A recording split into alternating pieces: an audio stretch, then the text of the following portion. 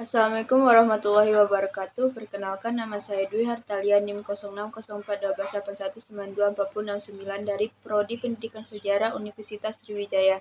Di sini saya akan menjawab soal-soal UAS dari mata kuliah perkembangan peserta didik. Soal yang pertama, jelaskan pentingnya mempelajari pertumbuhan dan perkembangan anak bagi seorang guru. Alasan pertama, guru harus mempelajari pertumbuhan dan perkembangan siswa. Kita akan mempunyai ekspektasi atau harapan yang nyata tentang anak dan remaja. Dari psikologi perkembangan akan diketahui pada umur berapa anak mulai berbicara dan mulai mampu berpikir abstrak. Hal-hal itu merupakan gambaran umum yang terjadi pada kebanyakan anak. Di samping itu akan diketahui pula pada umur berapa anak tertentu akan memperoleh keterampilan perilaku dan emosi khusus. Alasan kedua, guru harus mempelajari pertumbuhan dan perkembangan siswa. Pengetahuan tentang psikologi perkembangan anak membantu kita untuk merespons sebagaimana mestinya pada perilaku tertentu dari seorang anak. Apabila seorang anak TK tidak mau sekolah lagi karena diganggu temannya, apakah dibiarkan saja? Psikologi perkembangan akan membantu menjawab pertanyaan-pertanyaan itu dan menunjukkan sumber-sumber jawaban serta pola-pola anak mengenai pikiran, perasaan, dan perilakunya. Alasan ketiga yaitu pengetahuan tentang perkembangan anak akan membantu mengenali berbagai penyimpangan dari perkembangan yang normal. Bila anak umur 2 tahun belum berceloteh atau belum banyak bicara, apakah dokter dan guru harus mengkhawatirkannya? Apa yang perlu dilakukan bila remaja umur 15 tahun tidak mau lagi sekolah karena keinginan yang berlebihan, yaitu ingin melakukan sesuatu yang menunjukkan sikap jagoan? Jawaban akan lebih mudah diperoleh apabila kita mengetahui apa yang biasanya terjadi pada anak atau remaja. Yang terakhir, yang keempat, dengan mempelajari perkembangan anak akan membantu memahami diri sendiri. Psikologi perkembangan akan secara terbuka mengungkap proses pertumbuhan psikologi, proses-proses yang dialami pada kehidupan sehari-hari. Yang lebih penting lagi, pengetahuan ini akan membantu kita memahami apa yang kita alami sendiri, misalnya mengapa masa puber kita lebih awal atau lebih lambat dibandingkan dengan teman-teman yang lain. Soal yang kedua, jelaskanlah faktor-faktor yang mempengaruhi pertumbuhan dan perkembangan anak. Yang pertama, faktor pola asuh orang tua. Tahap pertama untuk melihat mengenai tumbuh kembang anak adalah mengenai pola asuh yang dilakukan oleh orang tua. Pola asuh ini akan memberikan dampak kepada anak secara psikologis, bukan hanya saat anak-anak, tapi akan terus terbawa hingga dewasa.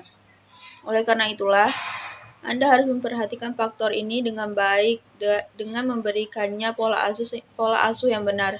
Yang kedua, sifat dasar genetik anak tersebut. Faktor yang mempengaruhi pertumbuhan serta perkembangan anak usia dini selanjutnya adalah dari sifat genetik atau keturunannya. Ketiga, kondisi pralahir. Kondisi saat masih dalam kandungan nantinya juga akan menyebabkan dan mempengaruhi anak saat sudah lahir. Misalnya dari segi fisik, di mana anak yang mengalami nutrisi yang cukup akan mempunyai ciri fisik yang berbeda dengan kondisi anak dengan nutrisi yang kurang, sehingga biasanya saat lahir akan mengalami kesulitan bahkan kondisi fisik yang buruk, yaitu cacat ataupun kurang gizi. Yang terakhir yaitu dari segi nutrisi dan gizi yang diberikan.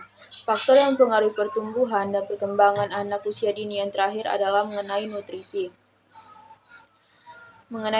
dan gizi yang diberikan oleh orang tua setelah melahirkan. Anak membutuhkan nutrisi yang harus dicukupi untuk dapat tumbuh dan berkembang dengan baik. Soal yang ketiga, jelaskanlah hakikat pengalaman belajar anak. Yang pertama, keterlibatan dalam pengalaman belajar merupakan pengaruh yang amat penting terhadap pembelajaran.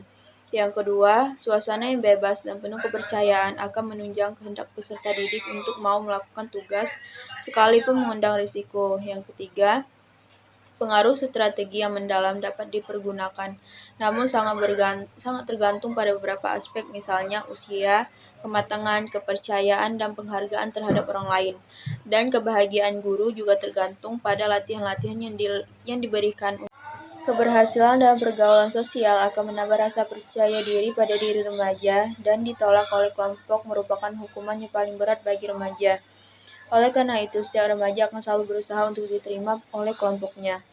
Penerimaan sosial dalam kelompok remaja sangat tergantung pada yang pertama, kesan pertama, yang kedua, penampilan yang menarik, yang ketiga, partisipasi sosial, yang keempat, perasaan humor yang dimiliki, yang kelima, keterampilan berbicara, dan yang terakhir yaitu kecerdasan. Soal yang kelima, deskripsikanlah kaitan antara perkembangan intelektual dan emosional anak. Perkembangan emosi anak adalah salah satu tahap tumbuh kembangnya untuk berinteraksi dengan orang lain dan mengendalikan emosinya sendiri. Dalam perkembangan ini, anak belajar menjalin hubungan dengan teman dan lingkungannya. Semakin bertambahnya usia si kecil, kemampuan emosionalnya pun akan semakin bertambah pula. Namun, setiap anak memiliki tahapan perkembangan emosi yang berbeda. Kaitan intelektual anak terhadap emosionalnya adalah semakin cerdas otak si anak, maka ia akan semakin mampu untuk mengontrol emosinya sendiri.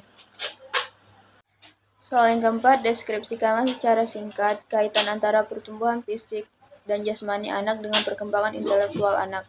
Perkembangan fisik memberikan si anak kemampuan yang buat mereka membutuhkan untuk eksplorasi dan berinteraksi dengan lingkungan sekitarnya. Perkembangan fisik anak dimulai dari otot tubuh yang bertambah kuat dan diikuti dengan gerakan yang terkoordinasi secara bertahap. Hal ini merupakan proses awal tumbuh kembang. Seiring dengan pertumbuhan si anak, jumlah dan jenis aktivitas fisiknya akan banyak berubah. Bayi cenderung menghabiskan waktu dengan tidur dan makan. Namun pada saat mereka beranjak balita, mereka belajar mulai dari merangkak, kemudian berjalan hingga dapat mengeksplorasi secara mandiri.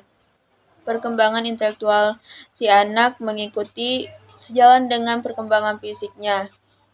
Soal ke-6, deskripsikanlah secara singkat kaitan antara perkembangan bahasa dan kemampuan bicara anak. Perkembangan bahasa dapat distimulasi oleh orang-orang terdekat anak seperti orang tua, saudara, pengasuh, guru, dan sebagainya. Berhubung anak belajar bahasa melalui meniru, maka orang-orang di lingkungannya perlu banyak mengajaknya bicara dengan bahasa yang benar. Banyak metode pengembangan bahasa yang dapat diterapkan pada masa ini, antara lain melalui bercerita, menceritakan kembali, bermain sosiodrama, dan masih banyak metode yang dapat diterapkan untuk mengembangkan bahasa anak. Ketika anak sudah memiliki kemampuan bahasa yang baik, maka dia juga akan memiliki kemampuan bicara yang baik. Soal ke-7, jelaskanlah dengan bahasa Anda sendiri tentang perbedaan istilah kebutuhan, dorongan, dan motif.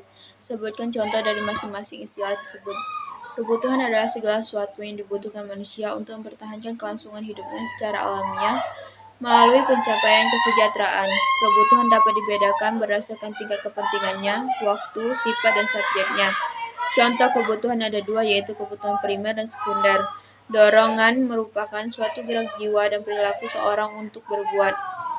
Contoh dorongan ketika guru memberikan dorongan semangat kepada murid yang memiliki semangat belajar yang rendah. Motif artinya sesuatu yang dapat menggerakkan manusia untuk melakukan tindakan atau perilaku, dan di dalam tindakan tersebut terdapat tujuan tertentu. Contohnya adalah perkembangan kognitif pada anak-anak di mana mereka secara spontan mengamati dan mempelajari apa yang ada di lingkungannya sebagai bagian dari pembelajaran mereka. Soal yang ke-8, bagaimanakah ciri perkembangan sosial pada masa remaja anak? Pada usia remaja, pergaulan dan interaksi sosial dengan teman sebaya bertambah luas dan kompleks dibandingkan dengan masa-masa sebelumnya, termasuk pergaulan dengan lawan jenis. Remaja mencari bantuan emosional dalam kelompoknya.